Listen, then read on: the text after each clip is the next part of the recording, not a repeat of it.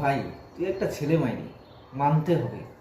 এই বয়সে এত বড় একটা গোল দিয়ে দিলি, তাও আবার দুজনকে। আমাদের সালা কপালে একটাই জোটে না, তোর আবার দুটো। বলেন কি? তবে ভাই, বাপ তো বাপকেও ছাড়ে না, তাই আছে এই পরিস্থিতি। তোরা যে কাজটা করেছিস না, মানে কি বলবো, এটা এটা নিয়ে বলতেও খুব নিজেকে লজ্জিত মনে হয়। তবে না বলে উপায় নেই, তোরা সমাজটাকে একবারে শেষ করে দিলি। ये सब क्या देखना पड़ रहा है। তো এখন ব্যাপারটা হলো, শেষ অবধি কে থাকে সেটাই দেখতে হবে। তো তোর দুজনের মধ্যে, তো ওর দুই গার্লফ্রেন্ডের মধ্যে যে কথোপকথন হচ্ছিল সেগুলো তোমাদের শোনাবো, ঠিক আছে? লিমিট আছে। আমি তোর কাছে দেখ, তোর বরের সাথে আমার সম্পর্ক থাকতো, তোর বরকে এতদিন আমি ফাঁসিয়ে দিতাম। কিন্তু ফার্স্ট কথা হচ্ছে এটা, কারণ রুবেল তোর বরকে ফাঁসানোর জন্য আমাকে প্রচুর প্ল্যান দিয়েছিল, প্রচুর। এটা ভাষা কেমন গেলে হ্যাঁ, আমি পারলে উদ্ধার করে নিয়ে আসবো আমার বোনকে। ও ফাঁসলে উদ্ধার করতে পারবি তো? তোর মতো সেম কেস দিয়ে দিলে তুই উদ্ধার করতে পারবি তো? যাবো, কারণ তোর বর কিন্তু আমার সাথে ফিজিক্যালি গেছে, এটা কি জানিস? আমি জানি সব। হ্যাঁ, তাহলে গেছে, তাহলে এটা ভাবিস না আমাকে চড়াতে আসিস না।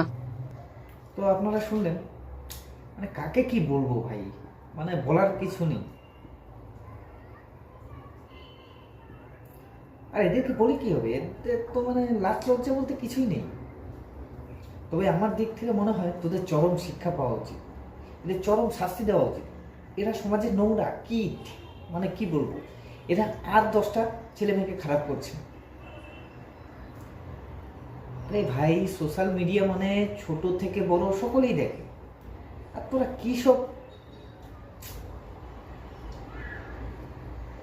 আজকে ব্যাপারটা কি হলো ভালো হলো তো, এত মানুষ তোদের নিয়ে ভিডিও বানাচ্ছে, কোথায় এলো ব্যাপারটা? আরে ভাই, এসবের ভিডিও কেউ করে রাখে? কি বলবো।